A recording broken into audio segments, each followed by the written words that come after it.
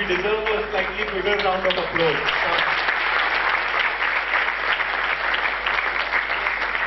Let me welcome you all our students and those who are young at heart.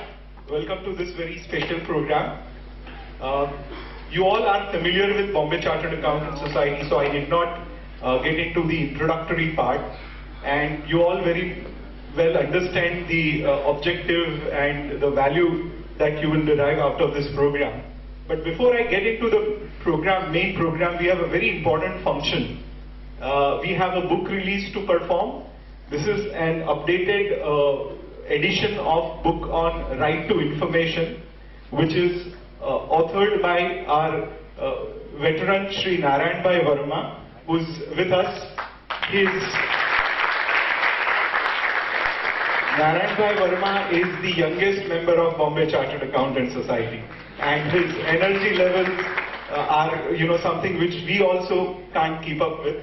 And very interestingly, in this book, the new edition of the book, we have a young article student, Shraddha Bhatija, who's co-authored this book. So I would now invite Shraddha to say some introduction about the book. Shraddha, please. Good evening, everybody. If I were to start talking about the right to information and how it has grown in the past few years, I'd have 50 of us checking our WhatsApp statuses. If I were to continue talking about how many difficulties assessees and chartered accountants face in the income tax department, another 50 heads would go down probably saying young girl talking too much on Facebook. If I were to talk about how the right to information can be used to solve issues in the income tax department, we start checking our emails. And there's nothing wrong in that. All of us present here today are a mere sample of the new India. An India that is fast-paced and impatient. We want less pravachan, more action. What we are here today for is to do exactly that. When we're checking our email and suppose we get one from the income tax department that says you have an income tax demand of 5 lakh rupees, suddenly all those heads down would come out from Facebook and say, oh, how did that happen? I had filed my rectification and my returns in time. How could they do this to me? We don't want that to happen, right? Which is why I'd like one more minute of your attention. When we get stuck in issues like these and the normal solutions don't work is when this one little tool called RTI comes into the picture. RTI is very similar to us. Very impatient, very fast, and a lot of action. We are here today to release a publication titled RTI for ITI, which is Right to Information for Income Tax Issues. Issues that are very, very common with some not so common solutions. What's inside the book would be elaborated by, like Mr. Shingala correctly said, the youngest member of our society. And I owe all of this to him and would like to thank him, Mr. Panjwani, and the entire BCS society for all the efforts that they have put in and helped me come out with this. Thank you.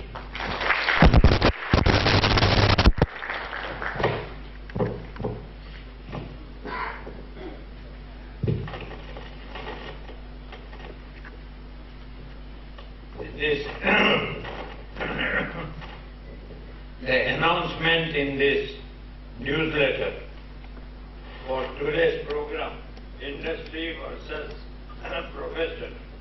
It says, join us for the most awaited panel discussion. And to Shraddha and me, most awaited moment was today when this book is being released. It has taken a long time, but then I think the product which is being presented today, mainly written by Shraddha, is really a very, very useful, interesting and knowledge-bearing publication. And I'm sure that you will be surprised to note that how many cases have gone in the at the commissioner's level, at the High Court level, at the Supreme Court level. That means a lot of issues arise as far as the income tax and RTI is concerned. and we have tried to cover various issues connected with our income tax and through RTI. The today's discussion, as it says, is industry versus practice. Now, I believe that, the object of whether you are in industry or whether you are in profession, A, is to have a self-satisfaction, B, to provide service, and 3, to have some remuneration received for the satisfaction that one gets and the service which is rendered. And this is supposed to be the most awaited panel discussion of this year. I suggest to BCS that in 2014, the most awaited discussion should be public service versus the profession. The idea behind public service is that you get a tremendous satisfaction in what you are doing.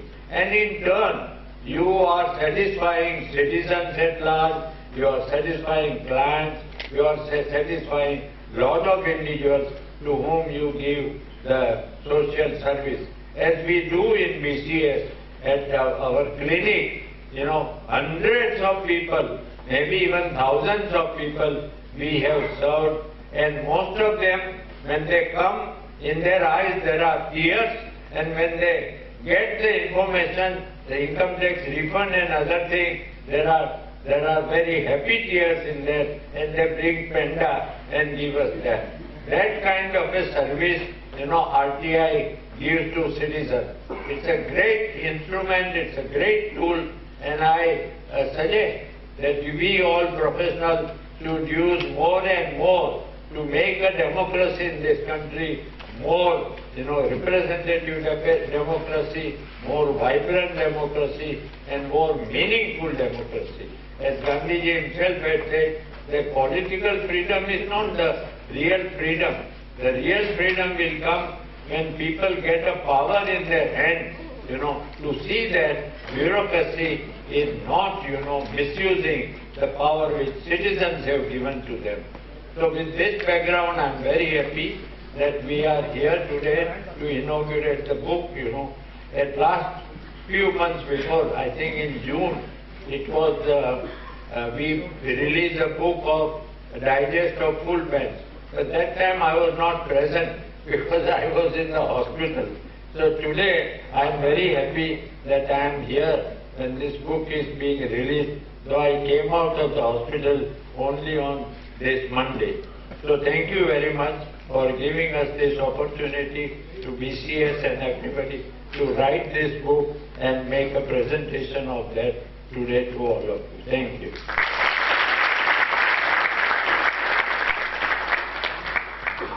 Thank you, Narayan bhai. Your commitment is outstanding.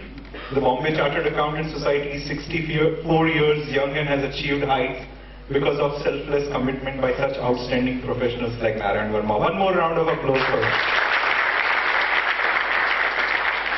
We have one more very young rock star amongst us, and I invite Pradeep Bhai Shah to release this book. Sajjano or Devya, I have only to make one or two comments.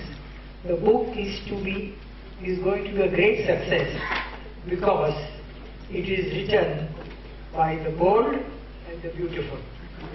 And another thing which I would like to point out, that the book tells you to have Shraddha in the book, because it is written by Shraddha. With these few words, I would release it.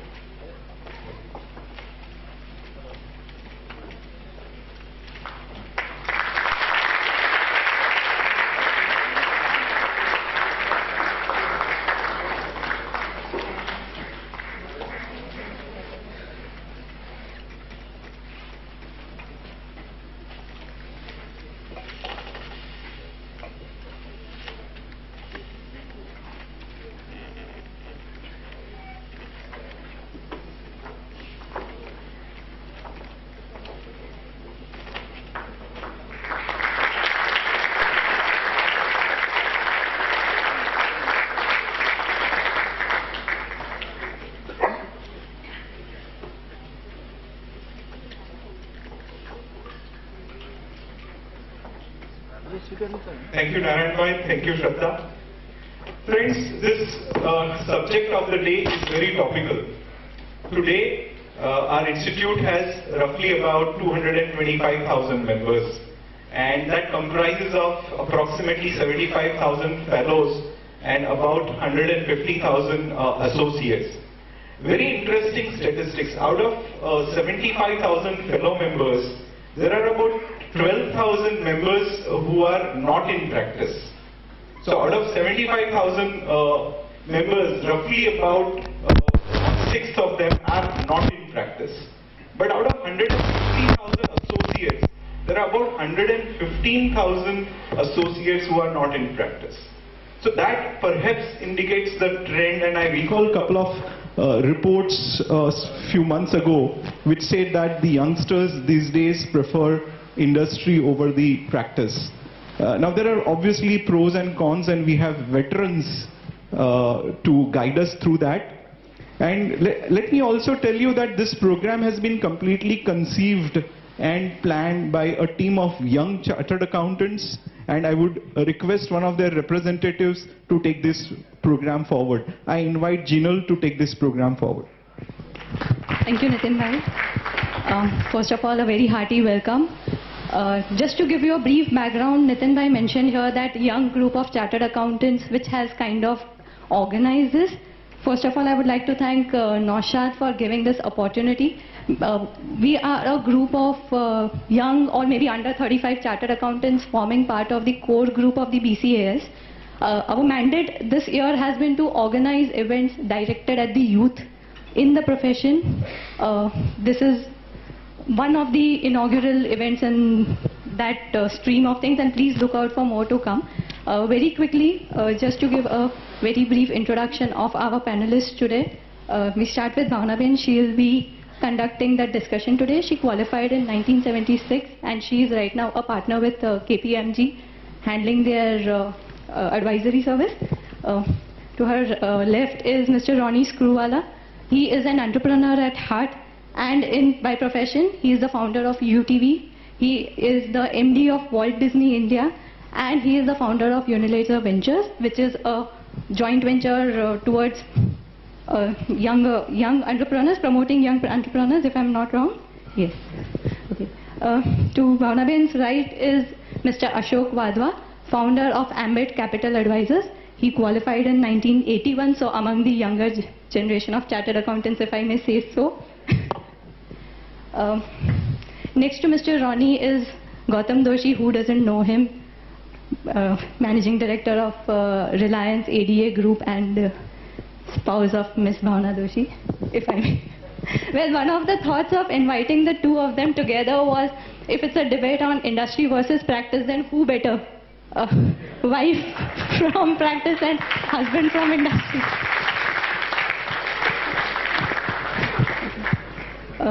Next to Mr. Wadhwa is Mr. Panjwani. He is the youngest of all, I think, on the dais today, and he qualified in 1991, and he is the Senior Executive Director with Knight Frank India, and he is the President of the Bombay Chartered Accountants Society.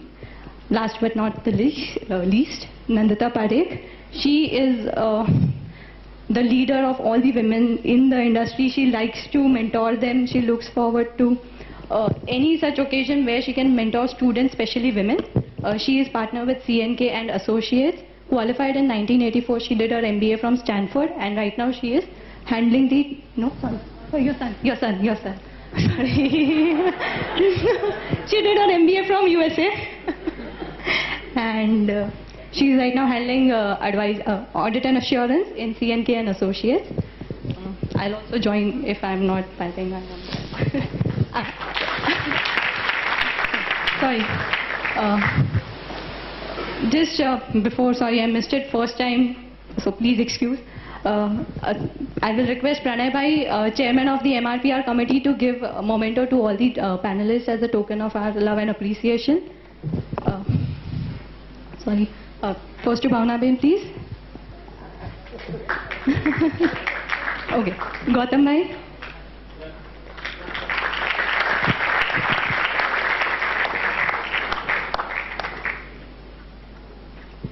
Mr. Ronnie Screwvala.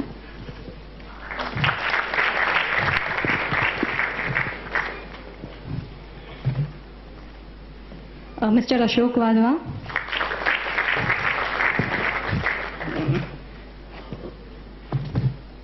Mr. Naushad Panjwani.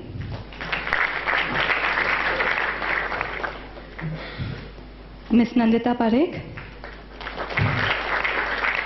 And the host of the evening, Ms. Bhavna Doshi.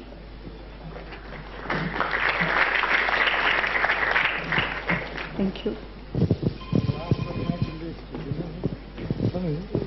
And last but not the least, to Jinal, who has conceived all the program as a youth leader. So congratulations.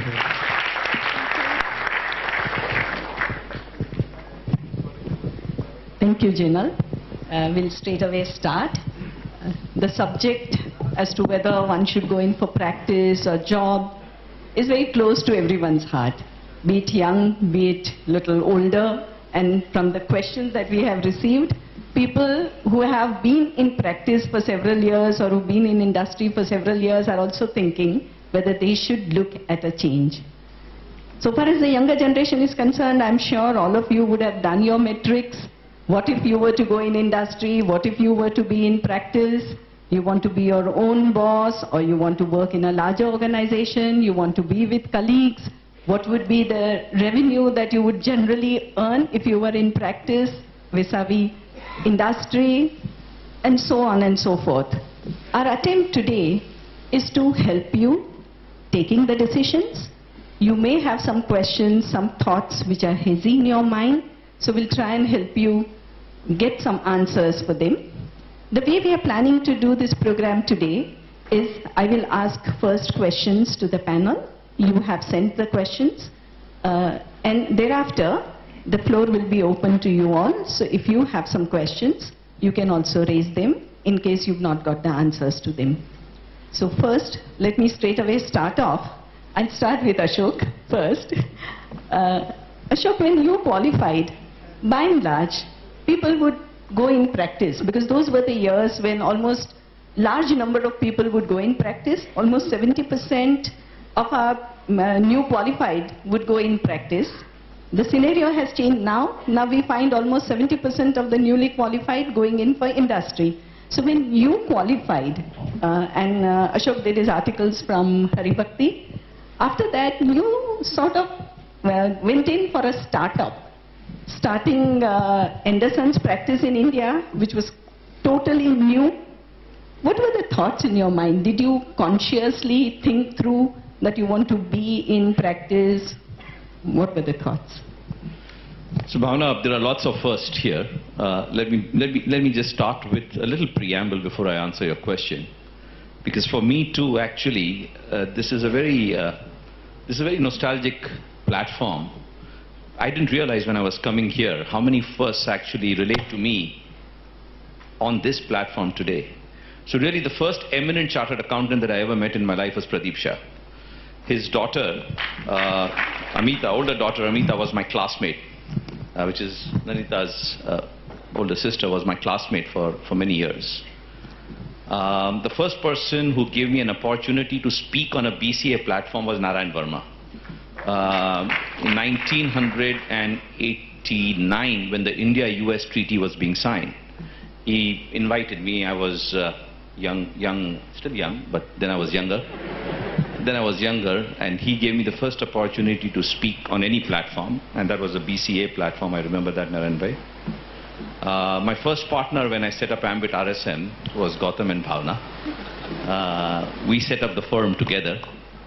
And believe it or not, when I chose to move away from tax and start doing investment banking, the first client for whom I raised money was Ronnie Screwvala. In 1996 or 1995, Ronnie had just got a letter for a TV serial called Shanti. At that time, little do people know that that time he was a toothbrush maker. And he got a letter from Doordarshan for a TV serial called Shanti.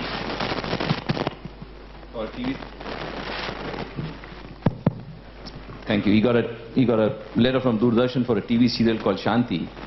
and Ronnie and I accompanied each other to London and went and saw Rupert Murdoch. And with great difficulty, he invested $4 million in Ronnie's company. That was 1995. And had Rupert Murdoch continued holding that investment, which was 40% of Ronnie's company, he would have realized $440 million for that investment in 2011. So think about it, 17 years and 4 million into $440 million. So honestly, I shouldn't be answering many questions. Ronnie should be. He's created the wealth for everybody. But since I happen to be the chosen one, I will go ahead. You know, my career is a series of defaults. I never designed myself to become a chartered accountant. I never designed myself to join Arthur Andersen. When I became a chartered accountant, I had 2 calls. I was a rank holder, and those days, I don't know whether it's true now, but those days rank holders used to have a privilege of being called by companies for an interview and a cup of tea. So my first call was from HDFC, and Pradeep Shah at HDFC interviewed me for a job. He offered me a job. And my second offer was from Price Waterhouse. Rajan Hingwala called me in and he invited me and offered me a job. But for whatever reason, I wanted to be a tax specialist. And I'm glad I chose that line. I'm still happy. I do genuinely believe that you can't be a good investment banker unless you understand tax and regulation. So I wanted to be a tax specialist. I still believe that I'm a better tax person than I am an investment banker. So early training helped. I wanted to be a tax specialist, so you know, I joined Hari Bhakti and Company for doing my articles, and then continued with them for a year. And then lo and behold, I was very keen to fly. I had never flown. I come from a lower middle class family. I had never sat in an aeroplane. I had never gone abroad. Those were my 2 big dreams. The third dream was to buy a pair of jeans. And came Arthur Andersen and said, you know what, if you join us, we'll send you for training to Geneva. So I did not join Arthur Andersen out of design of joining a Big 4 firm. I didn't even know. When they asked me to be interviewed by Arthur Andersen, I said, Arthur who? Because I knew about King Arthur, I didn't know about Arthur Andersen. So Arthur who? And then they said it's a Big 4 firm, you know, Big 5 firm at that point of time. So I went there. But honestly, I only joined Arthur Andersen because they offered me to sit on a plane and go to Geneva. Had they not offered me those 2 options, I don't think I would have been the first employee. So I landed up being a first employee by default. But I have to say that in those days, joining practice was the in thing. It was almost as if you wanted to separate yourself from a normal chartered accountant, you went into practice and then you tried to establish yourself and do something special. And honestly, Bhavna never thought about industry. As I said, Andersens gave me an option. They sat me on a plane, they sent me to Geneva, and then it was very hard work. Lots of hard work. So 15 days I enjoyed. After that I worked very hard. Nandita, you also had experience of working in a large multinational after you finished your MBA. And first question, why did you select or choose to do MBA after having qualified as a CA? And Nandita, as many of you would know, was the first woman to get the gold medal at the institute level.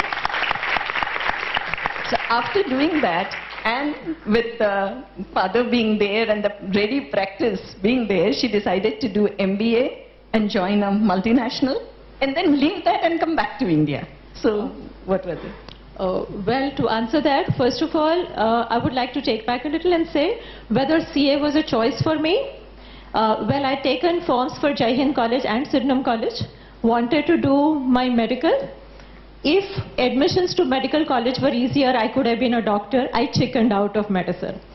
So that's what brought me to CA. When I completed CA, we had 11 immediate family members who were chartered accountants. My father, my grandfather, my sister's husband, my sister's father-in-law, you name it, there were chartered accountants all around. For me, doing an MBA was supplementary to getting married. I got married in the US. The entire Indian mindset of that time was, how can you sit back and enjoy life? So I jumped into the first college which would give me admission and did my MBA because could not waste time. Got an opportunity to work with Coopers & Lybrand, which later on became PwC. That is what my foundation was all about, because having come first, having been the gold medalist, having come from a family of chartered accountants, in the Chicago office of Coopers & Lybrand, there were 700 employees and I was a nobody. I started there with Xeroxing pages for partners and keeping a count of Xerox copies. I would still say lakhs and crores, and they would look at me as to what part of the world I come from, because nobody talks about lakhs or crores. And the realization that stayed with me is, to become something, you first have to become a non-entity in an organization and start from there. My decision to come back was a series of circumstances. I don't think I was at a point when I made a very conscious choice, but having come back, I think we rode the liberalization wave and we saw 2 decades of professional growth like nobody else before us did. Thank you so much. Wonderful. Gautam, when you qualified again, you were in tax field with Bansibai and with again same the rank. Did you would have also received sort of letters from industry asking you to come meet them. So when you continued in practice, was the choice conscious, thought through? What were the thoughts in your mind? Yeah, I mean it was not a very conscious choice, because first of all you were dealing with Bansi Mehta.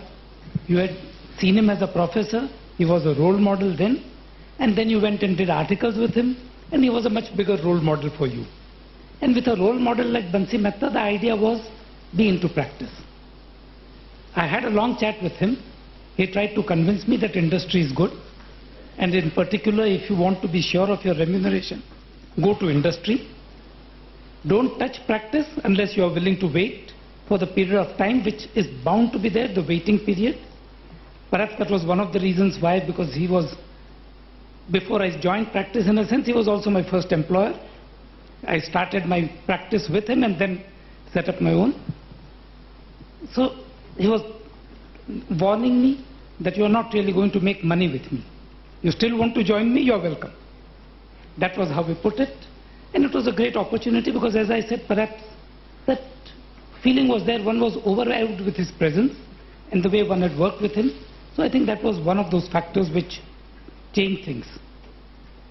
And then one was thrown into the practice. It was a great opportunity. And that opportunity grew because Bansi Mehta became busy in the profession and in public service. And then therefore those who were in practice with him got a greater opportunity. He threw you into other areas of the practice, areas like excise and a variety of new areas, which I think in those days CAs were not really going into. So the other difference was, you were talking about not a routine practice, you were not talking about just doing the things which you expected CAs to do. You were talking with somebody who was expecting you to do a variety of things which CAs didn't really do in those days. And that itself was another real challenge which made the practice attractive at that point of time. Naushad, was it a conscious choice for you? You also joined practice immediately after qualification. No, in my case, I'd say people made offers and I've accepted the offers. So starting from my wife, she said, will you marry me? And I did immediately after my graduation. So I had no education, no job. And I don't know why she did ask, but that started a chain of other offers. Dilip Mazumdar met me at one of my brother-in-law's functions. And at that time I had aspirations to become a caterer. So I was undergoing training under a catering firm, a Gujarati catering firm. And he says, why don't you become a CA? Why don't you come? And at that time I think articles were not many. So I think I was fishing for articles to join him. And that's how I joined Borkar Mazumdar. There I met a co-article, Anand Gawande. And he was saying, I want to start a practice. Will you join me as partner? So can we both start a practice together? So that's how I went into practice. So it's been offers which have been coming, opportunities which have been coming, and I have been lucky enough to receive these opportunities, and shall I say smart enough to accept them whenever they've come. And so it did happen with the shifts from practice to industry, where one of my clients said, would you like to join us? And I said yes. So I've been lucky all through receive offers, and the decisions have not gone wrong. And Roni, you started your articles. You wanted to do CA.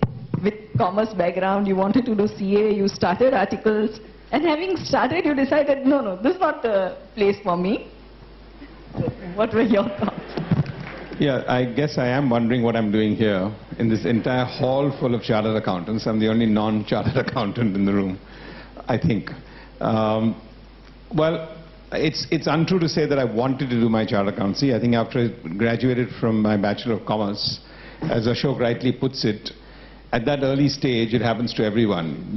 In hindsight, everything looks visionary, but at that time, you stumble into things. And I think it's a very human thing to do. It's very, very normal. It's very, very practical.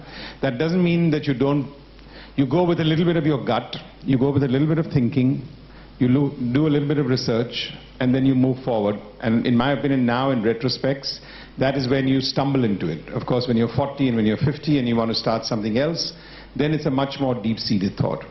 So at that stage when I sort of graduated from my BCom, I was quite clear about only one thing, that I wanted to do something on my own. I wasn't sure what I wanted to do into that. Later on, I stumbled into media and entertainment. It was not by design under any circumstances. But my father was very keen that I did my chartered accountancy. And he could see the resistance on my face that I wanted to start something.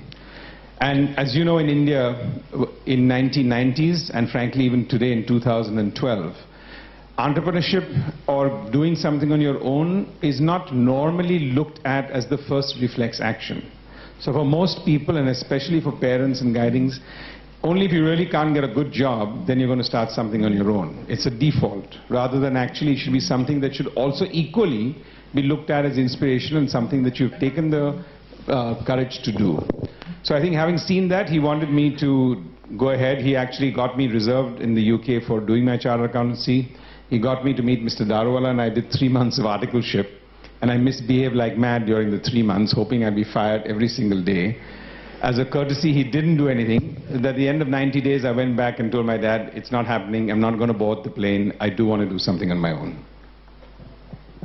So the message is that none of us have taken a very conscious decision whether we would be in practice, whether we would not be in practice, whether we do something else, business.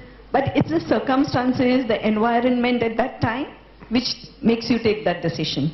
Then Ashok, when you wanted to leave Anderson, that time there would have been so many offers for you to join industry. People would have been running after you that join us. But even after that, you decided that you'll do practice, and not only do it, you'll set up a large organization where you decided to have RSM. You know, Bhavna, we all evolve. And I think that's the right way to look at ourselves. I still have to see somebody who designed his career at inception and was able to predict it relatively accurately. And I dare say those who try and do that often don't succeed, because opportunities will come when you least expect them. Challenges will come when you least expect them. And a true professional or a true entrepreneur has to build skill sets that allow him to adapt to those challenges and those opportunities. I hear people saying, but you know, he's lucky, he's got so many opportunities, I'm unlucky, I've never been given an opportunity. Sorry, ladies and gentlemen, that's bullshit. Everybody gets an opportunity. Some see it, some don't. Those who see it often catch it. Not everybody catches it. And therefore, to call somebody who's been successful at the end of his career as purely fortunate is an incorrect perception, and really an unfortunate disregard for somebody who's put in the effort to pick the opportunity and capitalize on it. As I went through my years in Anderson's, you know, I used to always say, when I become a chartered accountant, I'll be so happy. I'll be able to earn good money, and then I won't have to work hard. Little did I realize that when I became chartered accountant, I had to work really hard. And then I said, you know what, I'm going to join a big firm called Arthur Andersen. I'll be flying around everywhere, and life will be such a fantastic oyster. There was no oyster. There was a shell, and there was a lot of water inside the shell. And then you think about it and you say, you know, one day I'll become a partner. I wanted to become the youngest partner in Arthur Andersen. That was the ambition that was driving me. So I became the youngest partner in Arthur Andersen. So what? In 2 years I realized this is not what I wanted to do. What did I want to do? I wanted to be an entrepreneur. Now, question is, I'd already served 14 years. I had served 14 years in Arthur Andersen. I had seen what an employment was all about.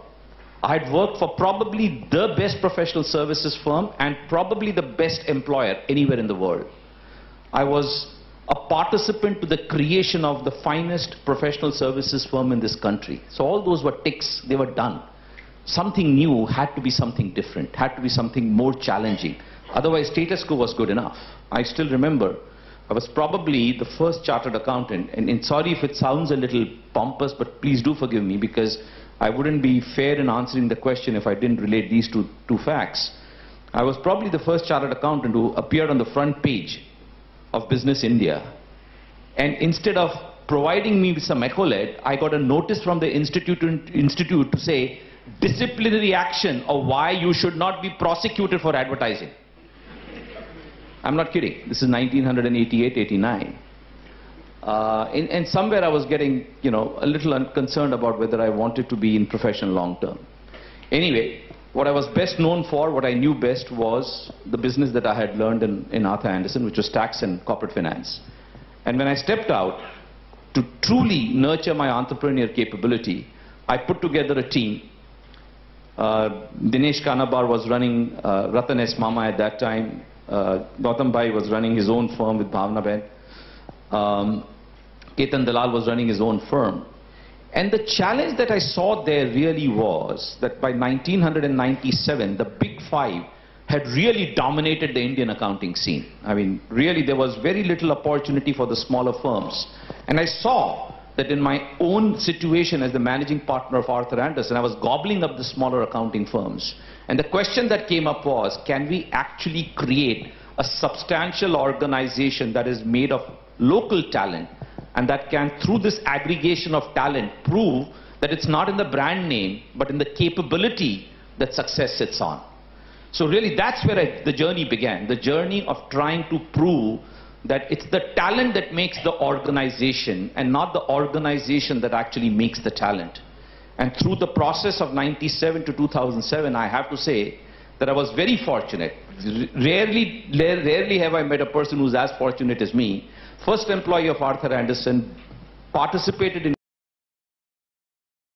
creating the best professional services firm, and then went out in an entrepreneurial capacity and created what I thought was, along with Gautam, Dinesh and Ketan, the best in class of the domestic accounting firm. So very blessed. I feel very, very blessed in both those situations.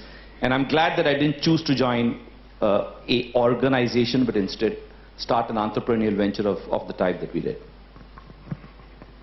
Gautam, you also, after about, say, 30 years of being in practice, decided that you want to try out something different and decided to join industry.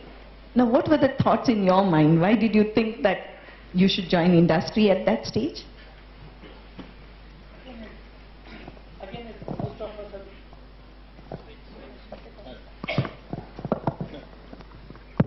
Yeah. As I think most of us have been saying, opportunity makes a difference. And while I was very happy with the practice, had enjoyed my 30 years in various different parts of the practice, I mean, with a firm like Bansi Mehta, where you had a name, tax practice, you were dealing with one of the finest brains in the country, then a time when you were setting up your own, then a time when along with Ashok we were working on creating an organization like RSM, which was a different professional firm, something which India had not seen up to then and which was really out of the world. So we had done various things in the profession. And here was an opportunity because there was an industrial house, and one of the largest industrial houses in the country. And normally in an industrial house you cannot reach the top unless you have worked along with it. At the top 4 or 5 people, you are not going to find people except those who have been with that industrial house at least for 7, 8, 10 years. Maybe longer, maybe even 20, 30 years, because that's the way promoter-driven industrial houses normally function. While a professional MNC may still have somebody coming in and be coming in at the top, in a promoter-driven MNC, you are not organization, you are not going to find that. But here was a new promoter-driven industrial house coming up at that point of time and didn't really have people at the top. It had very few people, and therefore it needed to bring in talent from outside to build up the organization. And that was an opportunity which I thought was worth grabbing, not worth losing out. So while it was a very difficult emotional choice to give up the profession and shift to industry, and it was something of which one was very uncertain. The key difference being, in practice you are independent. Having said that, one doesn't really know whether one really is. Because when you say you are independent, you can really say no to a client. But can you? How many times can you really throw out a client? How many times can you really act difficult? But yes, technically you can. You are independent. You are free to do things the way you want to do it. And the moment you are joining industry, you wonder whether you are losing out on your independence. You wonder whether you are losing out on your variety. Because in a profession, you have variety. You have a variety of clients coming to you. Each problem is often different. In industry, you assume at times that you will not really have that variety. But I felt that both of these could be taken care of. Luckily, the organization was so large that variety was not an issue. And the industry which I was joining was really allowing me to continue as a consultant for all practical purposes, because you were really just an in-house consultant to a single client, if you want to put it that way. So that was I would really put it, it was grabbing an opportunity which I thought was worth taking at that stage. Bhavana, I know Gautam well. As I said, we've been partners for 10 years in our life. There's one thing I would say, and Gautam is a living example of that, and maybe I'm responsible for it, so I stand guilty for that post the Anderson era, the profession went on to become a very commercial and business-oriented in its approach. There was a time when capability alone was adequate, essential and adequate, to be able to succeed in profession. Post the Anderson era, and that's been true everywhere else in the world too, post the Anderson era in India, the profession became a business. And therefore pure capability was essential, but not adequate. You had to have strong networking capability. You had to have strong marketing and sales capability. Profession demanded, these large organizations demanded for you to go out and source work. Now some of us are natural. Selling skill comes naturally to some of us. Less capable people like me make up our talent through selling skills. Sometimes more capable people don't have enough selling skills. And therefore, one of the things I would say to you, recognizing that there are many youngsters who are thinking about profession versus business, look at your own strength. If you are full of intelligence, as Gautam Doshi is, then sometimes you also need to evaluate whether you have the same networking, marketing, and sales capability. There is no point trying to push yourself into a well which has lots of water and you can't swim. There's no point in doing that. Recognize your capability and choose your direction accordingly. And if sales, marketing, and networking doesn't come naturally to you, as Gautam rightly pointed out, what he was doing was using the same consulting capability except for one captive client. He didn't have to go out like me every morning, which I had to do even today, and get new business. That's what the large organizations demand. So choose your organization commensurate to the capability that you have. Otherwise you could be in a wrong pond. But then Ashok, taking a cue from what you've stated, one of the questions which the younger generation ask is that when we are in a large firm, the hours are so long that we are just not able to devote any time for the family. There is a big crisis when it comes to work-life balance. So what would your thoughts be on that? I celebrated my 25th anniversary last year. I'm going to celebrate my 26th anniversary next week at this point of time. We are a very happy couple, very happily married couple. And I have gone through, there are long hours, there are points of time, there are long hours. But I always say that everybody has a choice. Many of us drive ourselves wrong. Many of us drive ourselves wrong. I still have to see a man who became successful purely because he worked long hours. And if long hours was a criteria to become successful, I promise you there will be far greater success in our profession than elsewhere. All right? Long hours is not a criteria for success. So obviously we all have to work hard, we all have to be capable. At our level that's a passé. Capability and hard work is a passé. But trust me, there is no conflict between building a strong career, becoming successful, and being able to develop good work-life balance.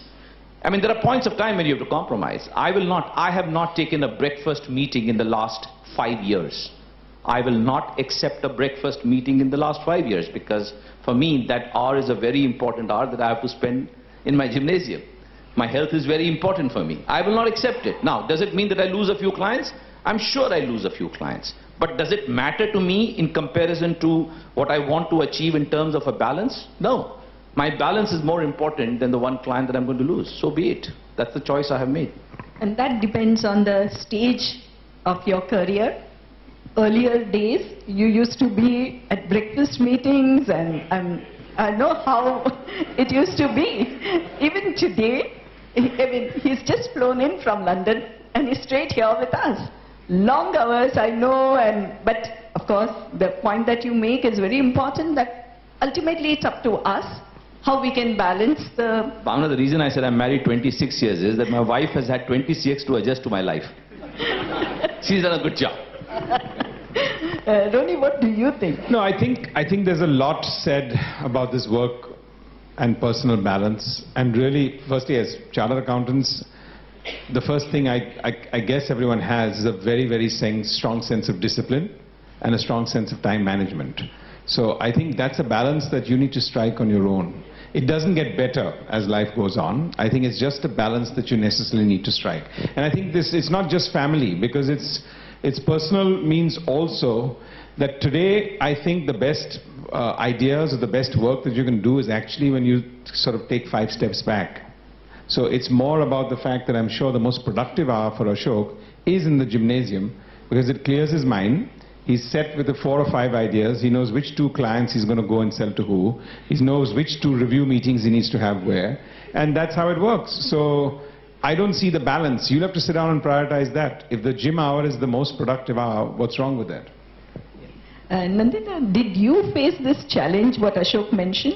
Capabilities given, but the marketing skills, and generally we hear people telling us that chartered accountants are not good at marketing. You've done your MBA, so you know how is the two balanced? I think one thing that my MBA taught me, that there is more to life than accounting. And accounts is just one function, so I would recommend that kind of rounding off definitely makes a difference, even if you want to be in practice as a chartered accountant. More importantly, at a very early stage in my life, I chose to be in a practice area which is internal audit. Internal audit on every assignment. You need to get a buy-in not from just one person, which is a CFO, but every head of department. So if you ask, internal audit as a practice area is something where if you don't have ability to provide a solution which satisfies, it doesn't work, and you have to go beyond the accounting finance fraternity on the other side. So yes, I think a big differentiator if you want to be in practice is to be able to understand what the client needs and give it to him or her in a manner that they want. Very often our solutions, we are not trained to provide solutions in a way that creates a wow value for the client. And I think that is something which I would say would be my USP. Yeah, yes, absolutely. And I've had the personal experience of dealing with that, knowing that. But that's what generally when we go around, when we were doing vision exercise for institute and when we went around, one of the issues, and when we also had several interviews with users of our services, the only feedback they had was, and a very strong feedback, that your members really come up with issues, problems. They're excellent at raising the issues. But when it comes to solution, they have no answers. That's where something which we all need to learn, understand, and for that, the knowledge of business is very important, very critical, particularly as Nandita says in the area of internal audit. Unless you understand business well, it's extremely difficult for you to find solutions. And on that, Naushad, you have switched over to the business side. You went into Knight Frank and you're looking at business. So how did you find that switch over? When I did my switch, it took me about 3 months to evaluate the offer that Pranay Vakil made to me. And in that 3 months, I evaluated what my strengths are, what I like doing, what I don't like. I was just about to turn 40 at that time, and a decision that I would make at that age would kind of be probably one of the last decisions in career in that sense, because then as you grow older, it becomes difficult to switch. Gautam Bhai, of course, is an exception, but at that time I didn't know his. So at that time, what I realized was I'm domain agnostic. I don't have, so I have practiced tax, moved on to audits, moved on to internal audits, and towards the end I was into management consulting. None of it with training or none of it with education, so to say, but what I realized, it was more of my ability to get clients, as Ashok said, the selling skills. For a small firm like that, to have clients like Bank of America and Shoppers Stop and Arvind Mills and all of that was a great achievement on the marketing skill. To get work done with the staff was the other ability I thought. And that is why I realized that if I'm getting an opportunity to move into another consulting space, which is real estate, I don't think I'll find the domain a challenge. So if I played on my strength, which were these, and I thought the opportunity in real estate was much larger than in the management consulting space. It's not so difficult. It's not so difficult. The switch over or learning ropes of new businesses. Okay, Jinal, you recently qualified and then you decided to join industry. You are in the field of finance. So, actually, I qualified, then I joined a CA firm, then I tried to start a practice of my own, and finally I ended up joining Bank of America Merrill Lynch. So basically it was, again, as everyone said, undecided. I did my articles in audit, I did not like it. So then I said, okay, let me try tax. I did my post-qualification, I worked for 6 months in tax, and I did not like working for a CA firm. I said, okay, I want to do something on my own. So I started a practice of my own, and I was kind of having all individual clients, partnerships. Having worked with a CA firm, coming back to individuals and partnerships again did not appeal to me. When came Bank of America as a client, I said, good opportunity, let me try it out. And working with them, they made an offer to me, and I just took it up because work was better. So it was as and when, it kept on shifting and what opportunities. So as opportunities came and you decided that. Yeah. So are you happy, or how do you find it there as compared to practice? Well, again, I would say in my case, I like things to be of a certain level. I don't like to do the hard work. I mean, the groundwork I don't like. I like things to be a little clean.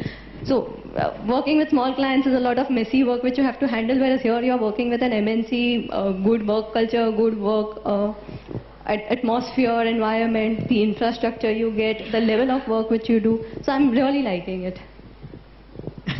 So, Roni, you have tried out, if I use that word appropriate, I don't know, various businesses.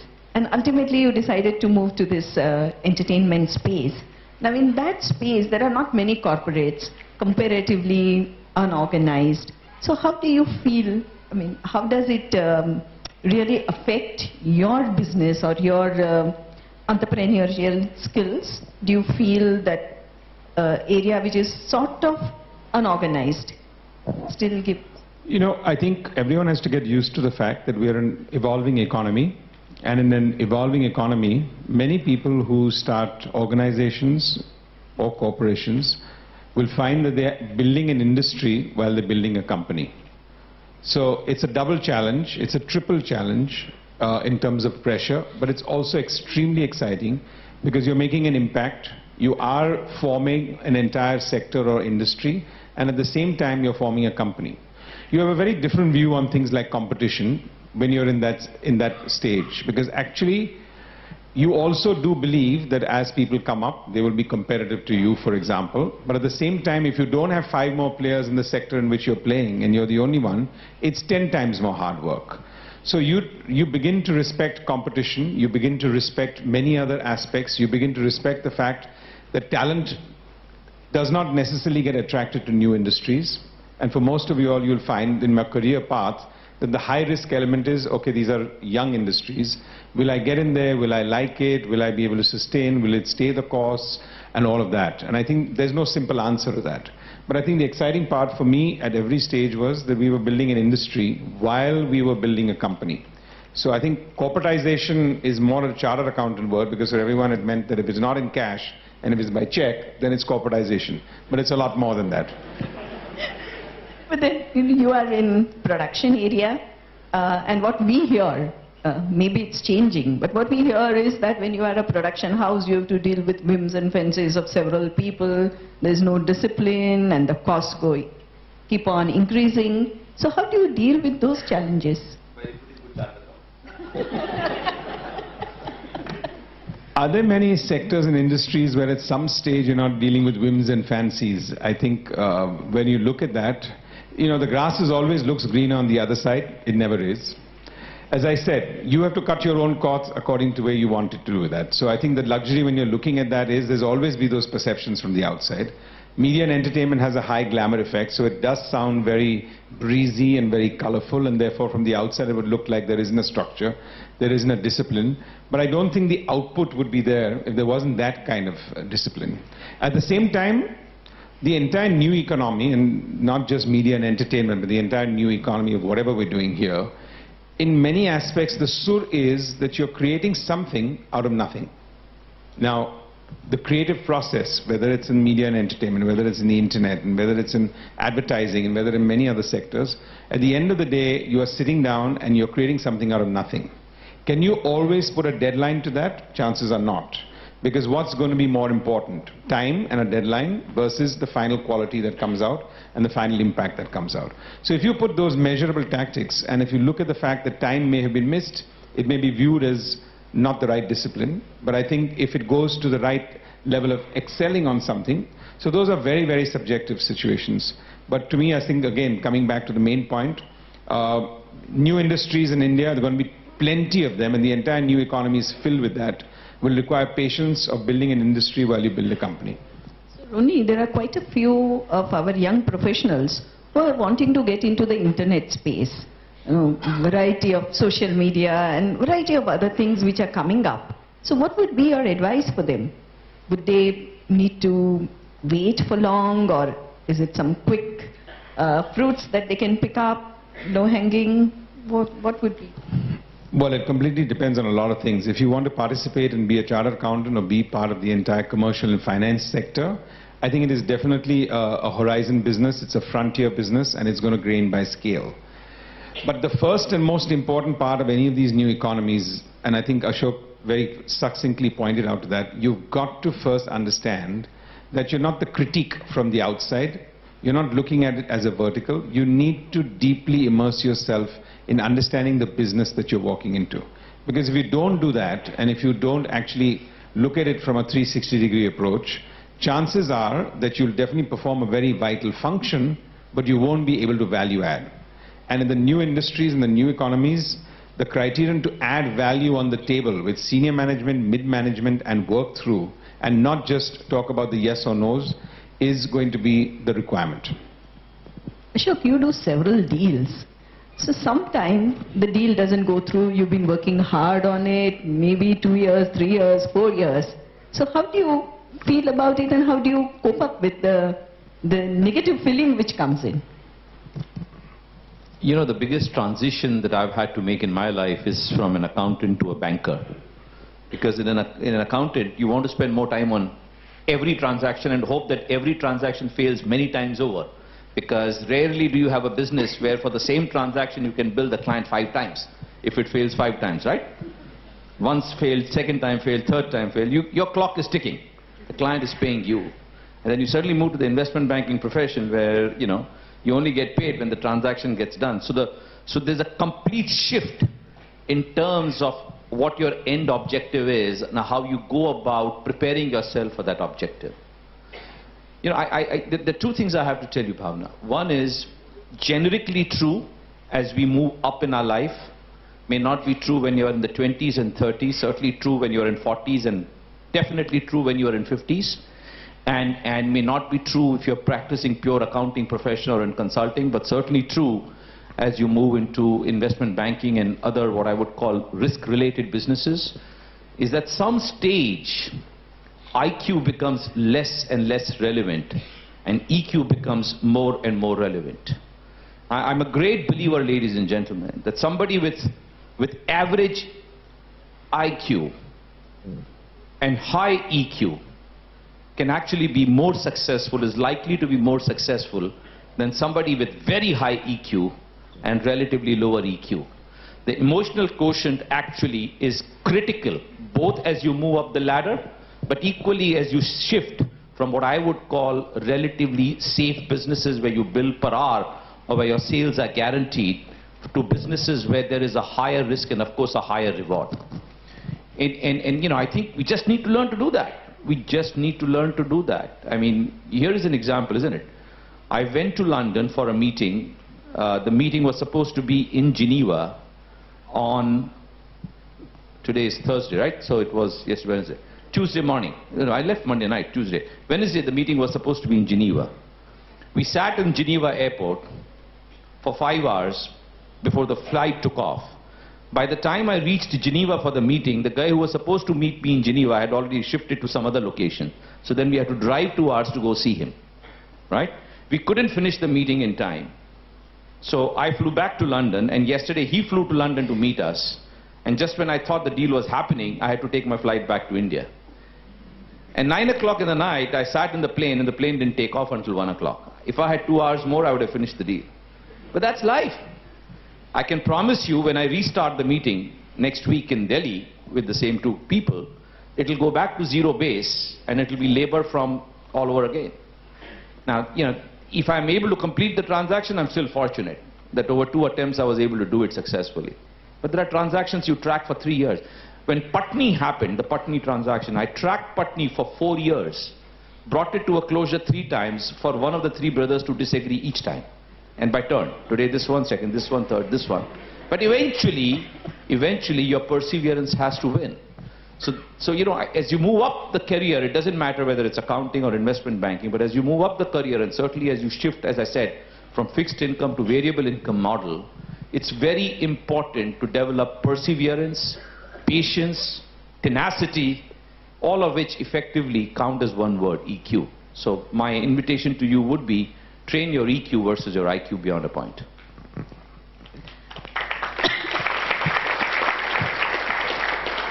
Now, one of the thoughts which younger generation has, that they want to earn quick money. They don't want to wait for long, and there are reasons. The costs are going up, there are demands, whatnot. So everyone wants to earn money faster. The time when we, for example, when Gautam was mentioning, and when Nandita, when we all qualified and when we started practice, we could wait. We were willing to wait 3 years, 5 years if we wanted to learn. The younger generation just wants to move up quick. 5 years, and if they are not senior managers, they'll come and say, oh, I'm still not a senior manager, I'm still not a manager. So what's my career path? So with all this, effectively, what each one is doing is calculating, and what in telecom sector they would say ARPU, and if in our terminology we say ARPU, that means average revenue per hour unit, ARPU. So how important it is for a young person to be running after that ARPU, and as we go along in life, does it lose its importance or it remains the same?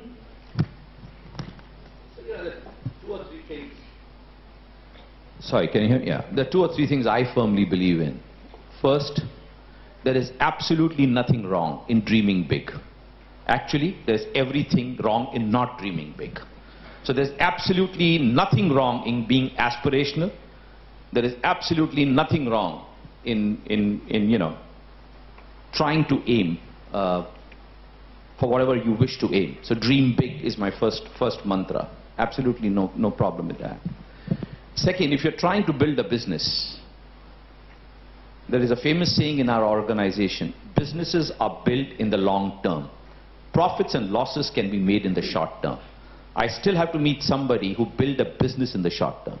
Even Ronnie Screwvala, who's a legendary entrepreneur in the media and entertainment business, took 18 years to build his business. And he went about it very patiently. Each time he tried to do an IPO, and that happened 6 times, ladies and gentlemen, the markets crashed. There was almost a belief in the investment banking community, don't touch Ronnie's IPO because the market will crash tomorrow. I'm not kidding. 6 times. And each time that happened, he had to go back to the drawing board and raise new capital because Ronnie's business plans were always bigger than the capital that he had. He was always waiting. He was spending money before the capital came. And nothing wrong in it. He was dreaming big. Each time he had to go back. Each time he had to raise capital. And the reason I want to give Ronnie's example here is because he can validate what I say or what I don't say, and he knows it better than I do. So you know, there is nothing wrong in dreaming big. Absolutely nothing wrong. But do remember that businesses are built in the long term. Profits and losses can be made in the short term. The only other thing I would say to you, both having been a former employee and now an employer to many youngsters in this room, ladies and gentlemen, is there is still something called loyalty and patience. I still believe, I was born in the old school compared to many of you. I do not belong to the internet age. I belong to the brick and mortar age. But I genuinely believe that those who have demonstrated patience, in my organization, for example, there is an unwritten rule. An insider will be given preference over any outsider, everything else being equal.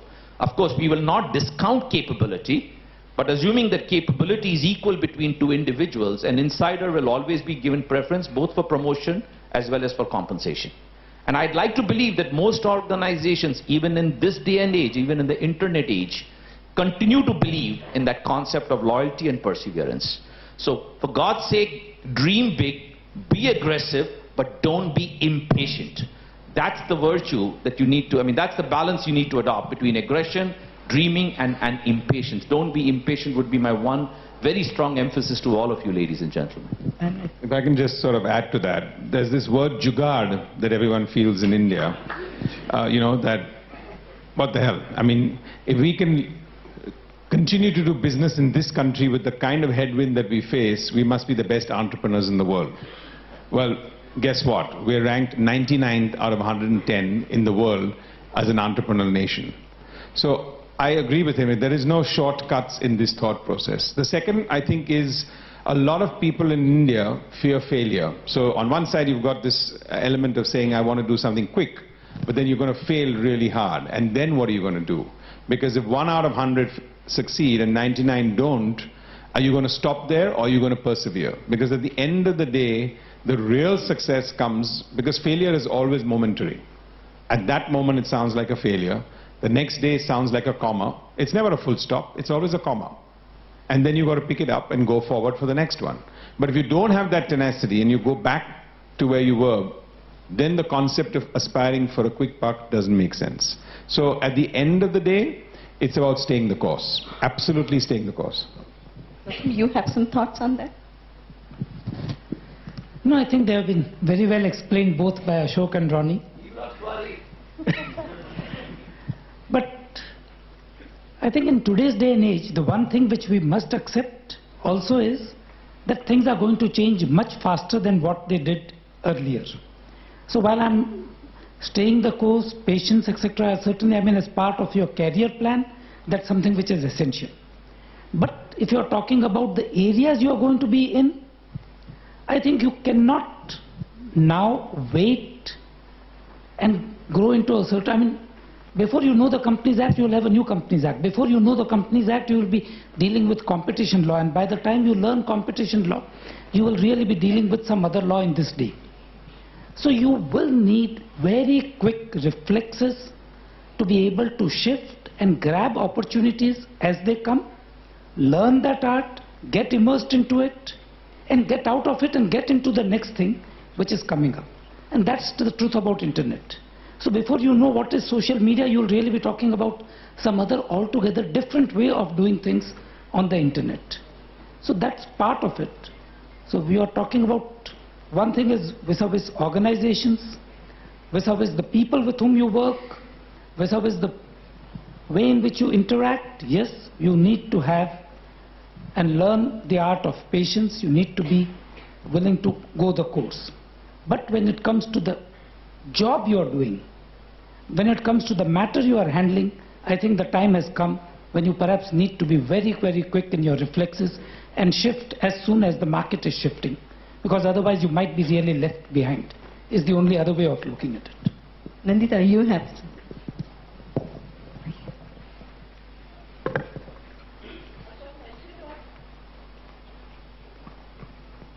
Ashok mentioned about loyalty. I have a few things. I deal with a lot of young students and people who are ready to launch their career. I always say that it is important to be loyal, but equally important to remain attractive to people outside your primary relationship, whether it is marriage or your organization, because that is what keeps you agile. You need to be versatile, you need to update, because sometimes complacency takes the shape of loyalty. So I would discourage people to be loyal because there is nowhere else to go. And second is that yes, a lot of people also say that I need work-life balance, early stage of life, etc. I think if you really enjoy your work, if you have the passion, you'll never feel the burden. The moment you feel the burden, start thinking whether you are at the right place. And finally, I also deal with a lot of women professionals, and my one small message, that if you believe, and women and men together, that at some stage in life, you want some more flexibility and some more consideration from your organization, give your best years to that organization will reward you with the flexibility you want. But the mistake that people very often make is they give their best years to one organization and demand the flexibility from another. In a very small way, I would say that we have women partners, women who gave their best years to the organization became partners. Women who gave best years to other organizations and came also find place in our organization, but they take much, much longer to become partners. So that is something which I would like to share with you all. Anyone has any question? Anyone would like to ask a question? Yeah?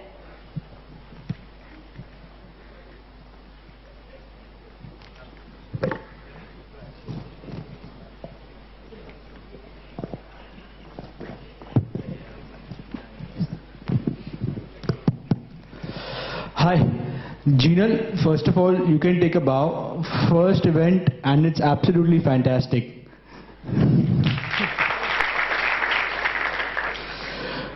My name is Apurv Chaturvedi. I'm a chartered accountant and I'm neither in industry nor in practice. I've started a venture of my own. It's basically, it's called Litizen.com. It's an online platform website where writers and authors all over the world come and upload their stories, and people all over the world come and read those stories, comment upon it, share, etc., etc. My question is to Mr. Ashok Wadhwa and Mr. Ronnie Screwvala. I have two questions basically. My question number one is, in the US you see these crazy ideas that have not really have revenue, like Snapchat or Quora and all these things, you know, and they just, they become such global phenomena in 2 or 3 years, and we don't see that happening in India, in spite of the fact we have IITs, IIMs and BITs and fantastic students coming out of those things. Is it because those ideas and those students are not up to the mark, or is it because there's no ecosystem in India that supports these kind of ideas? My question number two is, why is this session only industry versus practice and not industry versus practice versus entrepreneurship, you know? Why do we see IITs and again IIMs launching these fantastic companies like Flipkart and Redbus and Snapdeal in the last 3 or 4 years, and students who worked in businesses, they've done articleship, they know how businesses run, they have access to capital through their partners and etc. They don't get into entrepreneurship at all. So these are the two questions I have.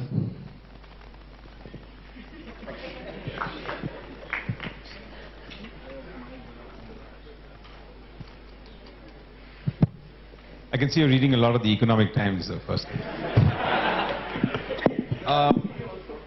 But Well, I'll break your question up into two parts. I think what you asked in the first part really was, why is it that there are these US companies that are doing so well, and how come from India we're not coming up with such companies? And I think I'll break them up into two parts, because the first one is about the market. And I think right now, for what you're looking at in this sector that you've identified, which is actually one small sector, which is grabbing a lot of headlines because it's a new horizon kind of business, is actually where our total internet audience and our consumption pattern and e-commerce and consumption from credit cards and credibility of shopping in India and everything else that goes with that is very restricted. It's actually small. If people are looking at the Indian market, they're looking for the 1 billion people, and this is not in that zone of the 1 billion. It's still in the 10, 20 and 30 million. So we don't have a market. The US is extremely aggressive in that thought process. I'll give you one example here.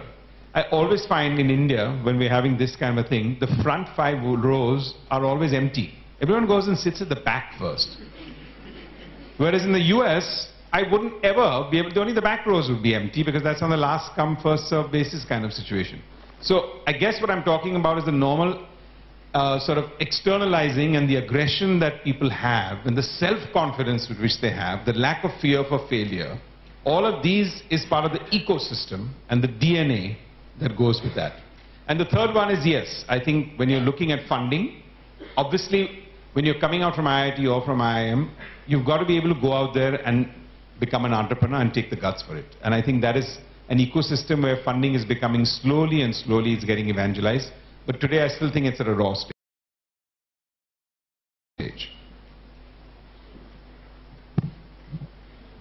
No, I tend to agree with Ronnie. The ecosystem here is still building itself out. Internet itself is significantly, the penetration level is significantly lower compared to the US. And I mean, the pipe, the bandwidth, the speed, everything else needs to develop. The whole infrastructure around it needs to develop.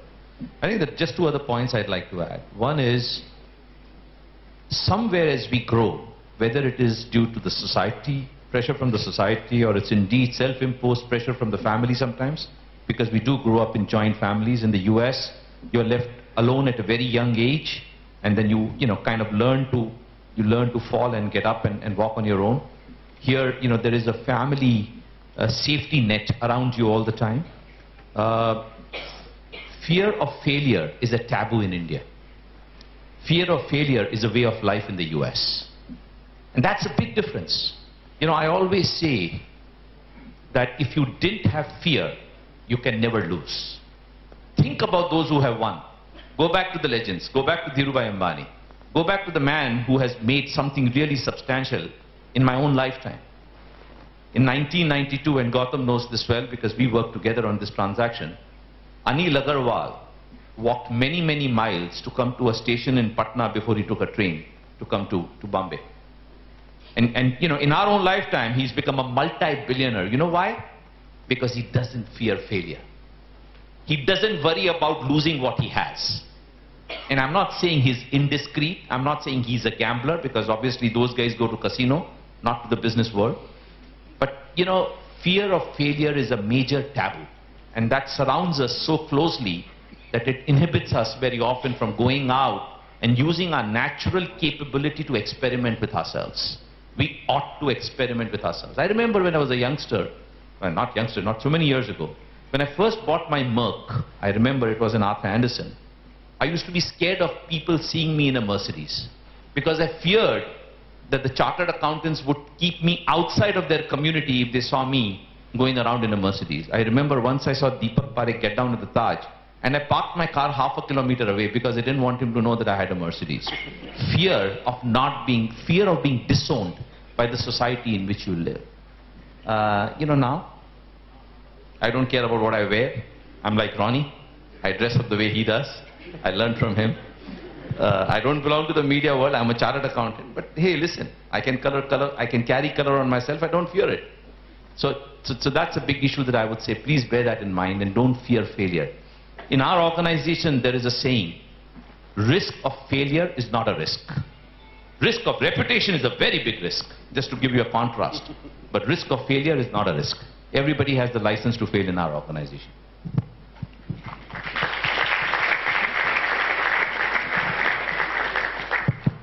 Good evening all. My name is Naman Shrimal and I am from Jaipur.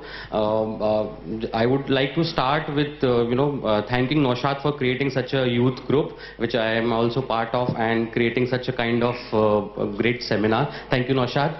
My question is a typical family set of question, chartered accountant. My father is a chartered accountant in Jaipur and we have a very fairly settled and reputed practice in Jaipur. I came for my colleging and I did my articleship from KPMG, then worked with Hari.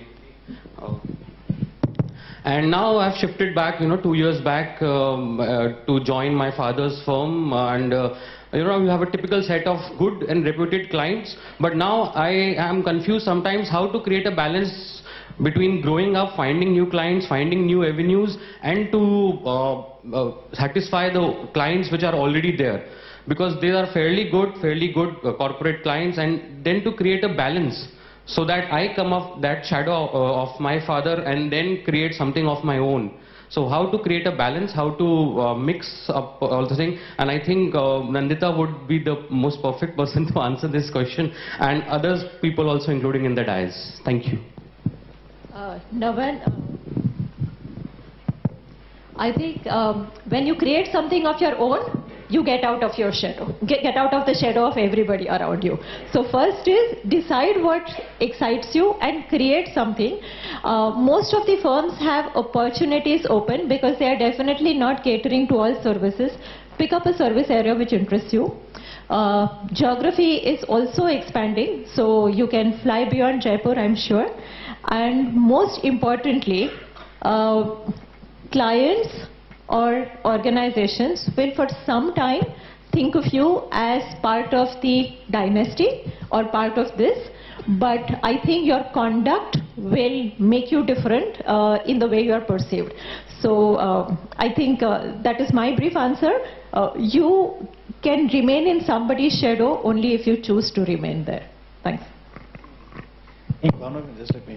I think, Naman, something which I picked up from seniors is everybody goes in their professional life through 3 stages, In the first stage, if you see, a man earns money is the first stage, The second stage is where the organization earns money for him. And the third stage is where his money earns money for him. Now, in your case, if you are looking at doing things yourself, you'll always remain in that first stage. You'll not graduate to the next stage until you create that organization which is there. So whether you see Ashok or whether you see Ronnie or all the others over here, including Nandita, if she were to handle all the clients herself, so there is that merit in creating an organization which can handle your work, which can be handled by the organization, whereas you focus on getting more work. So there is that phase you'll have to go of growth, consolidate growth. Okay, so that's the thing you'll have to do. I think your quandary will be resolved automatically if you create an organization which can handle and you let go. So only I can do those things if you let go, and I think that will let you. Any other? Good evening, sir. This is Sandesh. I am CA Finance student. My question is for Mr. Ashok and Mr. Gautam, that whenever you switch from one to another part of it, there is always an opportunity cost. So how to get mentally prepared for that opportunity cost, because it is a big changeover. Opportunity cost is there in every walk of life. Every time you want to do something new, there is an opportunity cost, but along with that is the great opportunity itself.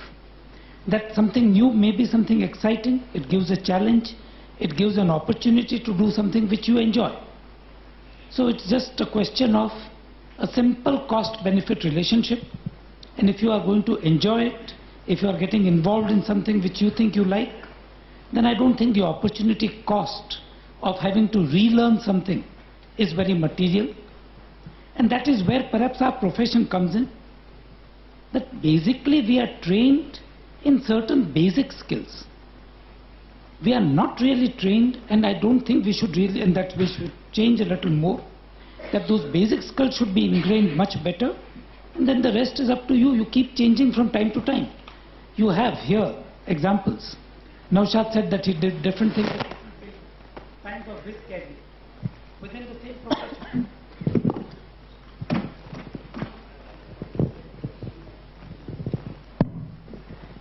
And I don't think he found the opportunity cost as something which came in his way in changing over. And Nandita has tried different things at different times. Almost each one on this panel in that way has tried different things at different points of time. And yes, all that you really need to think through is, what am I going in for? Will I enjoy it? Do I think I have the basic skills required to be able to service that particular activity? And if I think I have those, if I am confident, I think the rest will follow. You know, I just want to say one thing. We've all gone through an era. When I was growing up, being chartered accountant was the big thing. And then the generation that came just after me, almost everybody thought that, you know, MBA was the big thing. And then that MBA curve kind of went on for a long time. And I've been through several panels where, you know, studying India versus studying abroad, chartered accountant versus MBA is a subject matter of great debate. Let me put the debate to rest from my organizational perspective. If I have a choice between two equally capable people, one chartered accountant and one MBA, my bias is towards a chartered accountant. Not because I'm a chartered accountant, but because I genuinely believe that the skill sets that a chartered accountant learns are far more detailed and prepare him for a significantly better understanding of business and numbers. Now, you know, people say, but, you know, is numbers and business aligned together? Again, my own view is that anybody who can't understand numbers can't run a successful business. Numbers are at the heart of the business. And we accountants have been trained well to learn that. The problem is that we are so serious about the numbers that we almost become myopic. That we almost don't understand that numbers are a mechanism to interpret, understand, build, grow businesses. Numbers are not an end to in themselves. They are a means to an end. And the moment you broaden your skill sets beyond numbers, you have unique capability and skill sets to be amongst the most competitive professions that you can ever choose. That's my belief. Yeah, no, I think I agree. I agree with Ashok on the point that the level of discipline and detailing that comes from being a chartered accountant is second to none. And obviously, I think between the grind and the results and the ability to get through and graduate, all of them put that standard at the highest level. And there's no question about it. In my organization, I have nothing less than about 30 to 35 chartered accountants, and I think I spend a phenomenal amount of time with them because I believe that I'm as much a person in finance as I am a person in creative and building a business. And I think 50% of my time actually does go with them, and that is the value add that has now come a long way by actually telling them and bringing them into a room to not add value but just listen to the business element of it. And I think in the last 2 or 3 years, that's a serious effort that I took of bringing people who had a strong financial acumen, who can actually, that means in a discipline, zero in on the problem or zero in on the solution quite faster than most other people in the room, and that's the asset. But not be, as Ashok said, myopic and say, okay, but it's either yes or no, it's black or white, because there are shades of grey. And I don't mean grey in a bad sense in discipline, a grey when you're looking at a business and a commercial element. How do you take yourself from being a financial person to being actually at the start point? You're not in the middle point and you're not the end point. If you want to be at the table when things originate, you have to look at it a little bit more broadly. And I think that's the time that I think I've invested 3 years with everyone saying, 50% of your time, just listen to what and how the business works. Because when you know when the other side works, the finger pointing may be a little bit less, or the ability to say, no, I don't agree with this and only this, because everything today has to be solution oriented and not black and white. Any other question? Okay. Yeah. Sorry. My name is Amay Ambulkar and I'm a lecturer in HR college, and we have quite a number of students from HR college who are not doing their CA but are in the management course. We recently had one debate in our class, in our entrepreneurship class, where we were trying to figure out, is money the driving factor for an entrepreneur? And though I'm not an entrepreneur, but I personally feel there is a much broader factor which drives an entrepreneur to succeed and to have that perseverance. But would like to get comments from the panelists.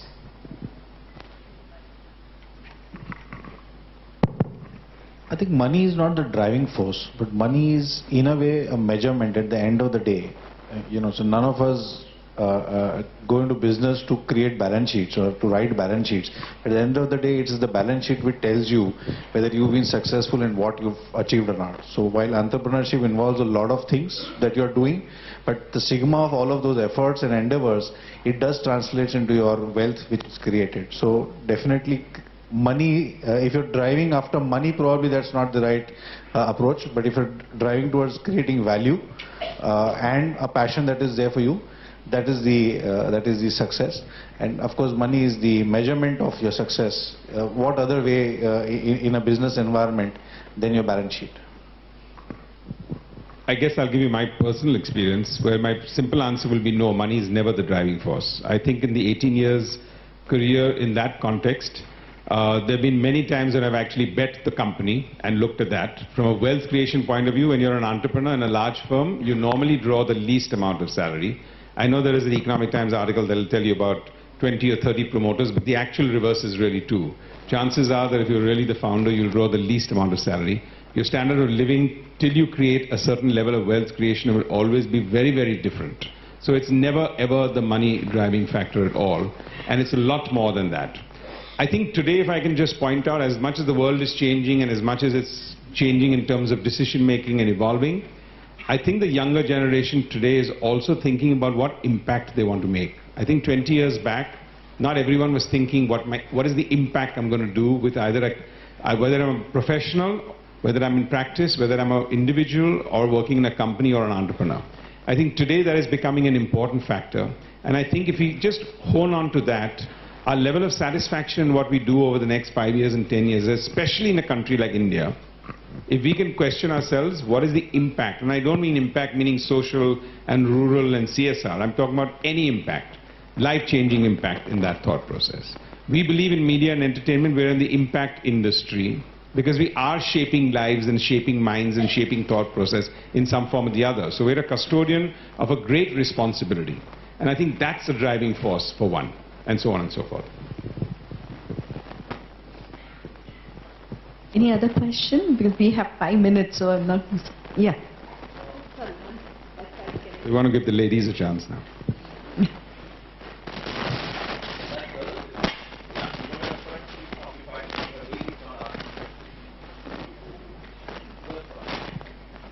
Except at home.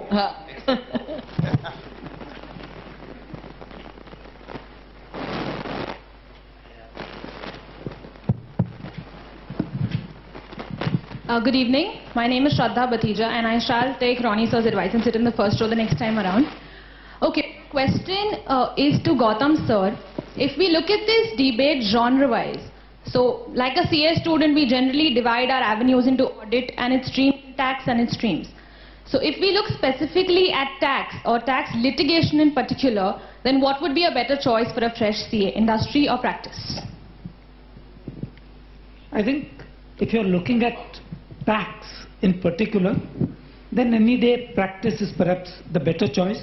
It's a field where you're going to get variety, you're going to get a variety of different problems, and unless you get a different problem every day, unless each one is different and gives you a challenge and you have to really think for a solution and find one, you're not going to enjoy it. And that's not the function of industry. Industry is something where tax is used after you have graduated, after you have enjoyed your first 20 years and really enjoyed your challenges, and then you use that knowledge for the benefit of industry to maybe save a bit of the tax, maybe make sure that your tax compliance is proper, and so on. So from that angle, yeah, if you're looking at that one single field of practice, I would say practice is the right place for tax. Yeah.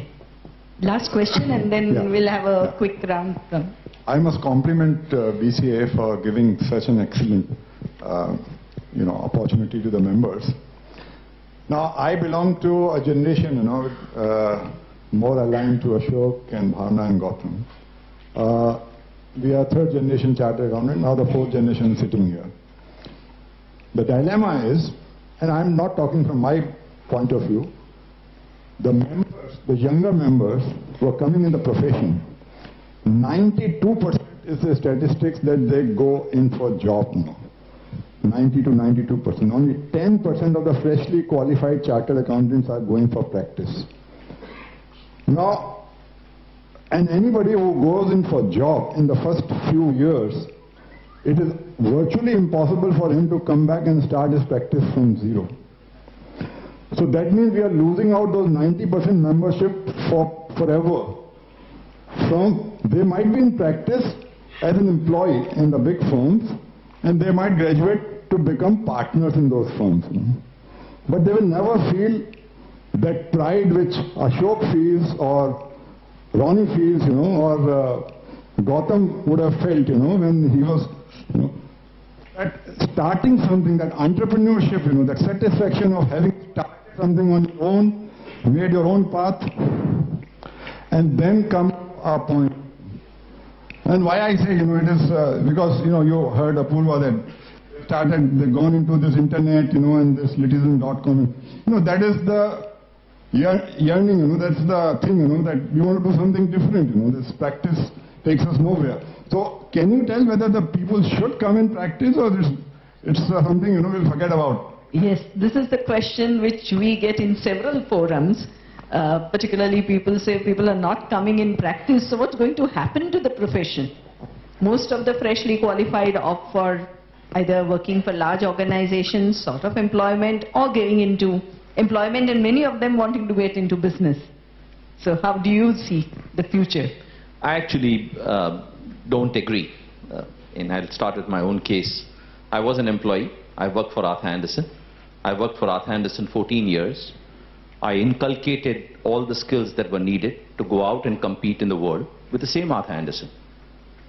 And when we set up RSM, it was an entrepreneurial venture that 4 of us came together, created, I repeat, what was then best-in-class domestic accounting firm. And we competed head-on with the big 4 firms, having learned and trained and developed skill sets from their own, training programs. And I would argue that had some of us not gone through that training program, then our ability to compete with them would have been significantly diluted. So I genuinely believe that we got to learn from the best that's available. Having learned from the best that's available, there is no reason why you can't use those skill sets to then go out and set up your own business. Now, whether that business is in investment banking or whether that business is an accounting firm as we set up, after RSM, BMR has stepped in and taken the same position. I mean, go back, look at BMR. Who are they? They were all colleagues who used to work for Arthur Andersen. So just like I left it one day to start RSM, they left to start BMR. And I dare say that the place that RSM vacated, BMR has stepped into that place beautifully. And today they compete with the big 4 head-on, because the skill sets that they developed during those years in Anderson's and E&Y have prepared them to be able to compete. Let's face it, what does it, in the heart of all this, we forget one thing, that at the heart of all this are 2 important constituents. The client who's expecting competitive, high-quality, innovative advice, and colleagues and employees who are expecting a professional environment and a career path that will give them or graduate them to a partnership or something, more attractive. If you look at those 2 constituents, and you say that I have the ability to serve the best clients, and I have the ability to recruit and retain the best talent because I provide them with a career opportunity, well, you got the right ingredients to compete with anybody. Question is, are you better off learning those skills, sitting inside an employment for a period of time? And I'm not saying you can't do it on your own. There are people who have set up. I mean, this is an organization that's been in existence. As I said, Pradeep Bhai was the first big chartered accountant that I met in my life as I stepped out. So here are organizations that went out, learned, and even she went and learned from Coopers, right, for a period of time. And I would like to ask her whether those years that she spent with Coopers did not prepare her and help her compete with the big firms better today. So really up to you, Nani. Yes, I think that working with other organizations is something I would not like to question as to where would people be drawn from. But I think that a lot of Indian firms and a lot of medium-sized firms have to take collective responsibility for not creating an attractive environment for entry-level CAs. Because one of the things, I remember Jinal, when the first BCA meeting that she attended, she used a word that the profession needs to be glamorized a little. Am I right? And I think that she spoke for a lot of people of her generation, that people will join a lot of medium-sized organizations, a lot of local Indian firms, provided we sit back and create a career path, we create that excitement, and we create a dream that they want to really nurture. So I think this is where I feel that, there has always been a lot of debate on the big four versus the others. I think it is time we owned up that if we play our cards right, if we are transparent, if we not just give a job but sell a dream, I don't see why people would not join the profession and people would not start their own practice. The time is today of startups, of people who would actually say that I'm starting a firm because at the end of 5 years I want to sell my practice to somebody for a multiple. And I think that time is not far. I just want to add 2 more points to that. It's not just about training and then being able to use that skill sets. Let me go back to RSM. There were 3 colleagues of mine who didn't come from a big four background. Ketan Dalal was in his own profession. He just aggregated into a larger profession. Gautam Doshi and Bhavna were in their own profession. They were in their own business. They were running their own professional firm. They aggregated into a large firm. Dinesh Kanabar had just become managing partner of Ratan S. Mama. He was in the profession. Step back. This was in 1997.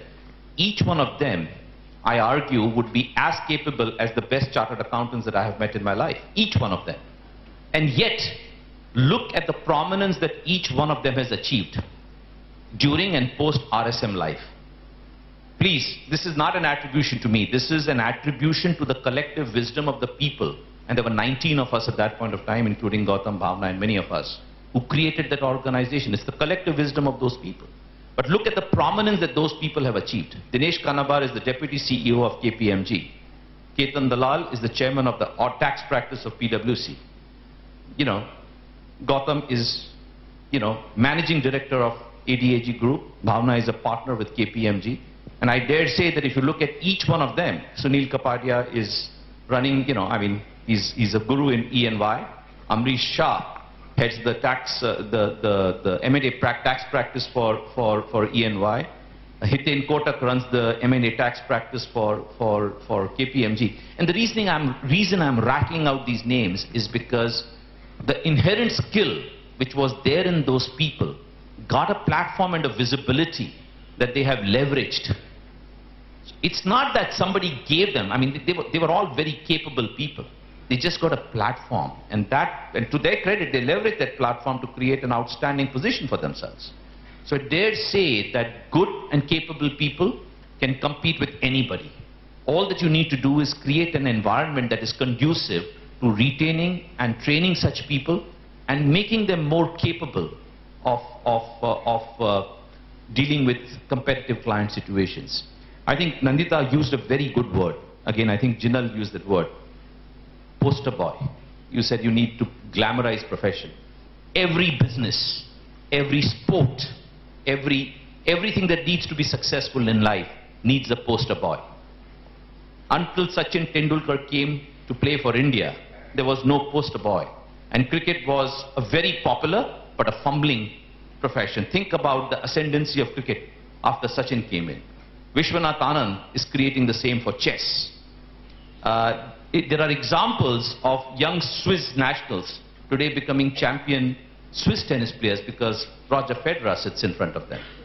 In every business, Ronnie Screwvala is the poster boy of the media, professionalizing and organization of the media and entertainment business. Every business, every profession, every service industry needs a poster boy. The problem is not between big firms and small firms. The problem is that the profession of accounting at some stage lost the glamour to be able to attract more aspiring individuals. Capable people started leaving this profession to go become MBAs. And then if you're an MBA, where's the question of being in profession at all? You've lost him forever. Forget between profession and industry. You've lost that capable person forever. He's gone outside of our fraternity. That's because at some stage we didn't realize that this profession needed to open out and have poster boys or poster women. And that's what I would urge to those who are writing the regulatory framework or those who are in leadership position in the profession.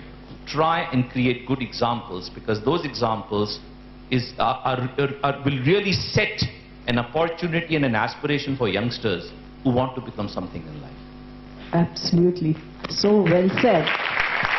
With that, ladies and gentlemen, we'll need to conclude. There are many areas we can keep on talking about and discussing.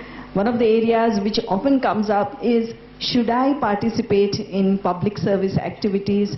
Should I take leadership role or at least get involved in organizations like BCA, Institute, Chambers of Commerce and so on? The time is really short now, so I think we'll conclude.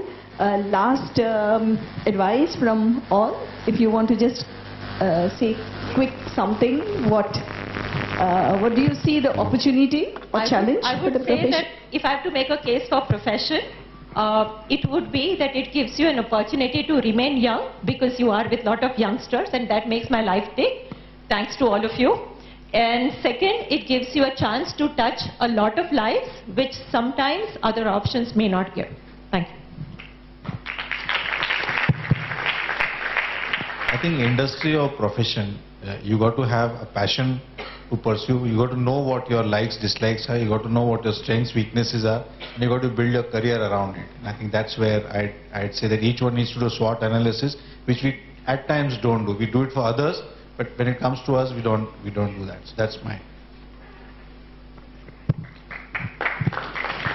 No, I think the passion quotient is very, very important. I also believe this is a remarkable change. I haven't come in and interacted with this kind of a forum, but the number of times the word entrepreneur has been mentioned here, I think if you were sitting 5 years back, I don't think that would have been there in this kind of an audience in any case. So I think there's phenomenal progress.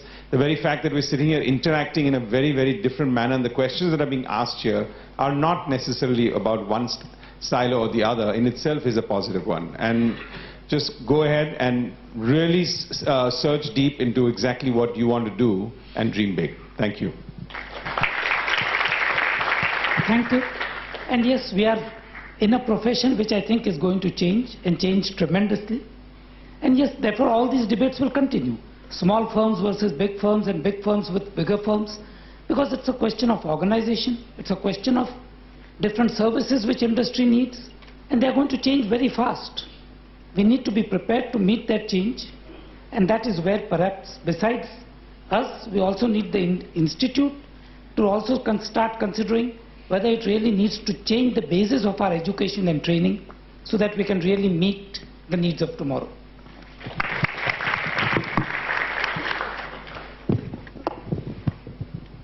I just wanted to add a small thing that while the title was Industry versus Practice, a panel discussion, the thought was that we have a lot of people from industry, a lot of people from practice. But what we did, we had a surprise element in a movie, which is two entrepreneurs telling that CA profession is not only about being in industry or being in practice. There is a lot more you can do. Basically, being a CA, we all have some inherent skill set, some sort of a wisdom, knowledge, IQ, whatever you may call it. We are open to learning new things. It's not that if you know accounting, you can't learn management.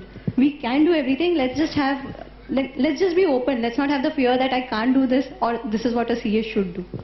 And I would also like to now request Mahesh. No, I just wanted to thank everybody. Thank you. Really enjoyed being here today. Thank you.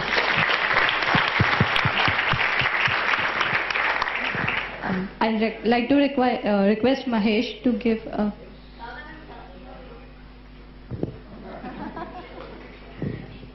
Well, there is lot and lot. Whether you are in profession or industry, the key really, as many of them said, it's the patience and the thought that you want to do something, your skill sets, make sure that you have the right skill sets and develop on them. And be aggressive, think big, dream big, and work hard.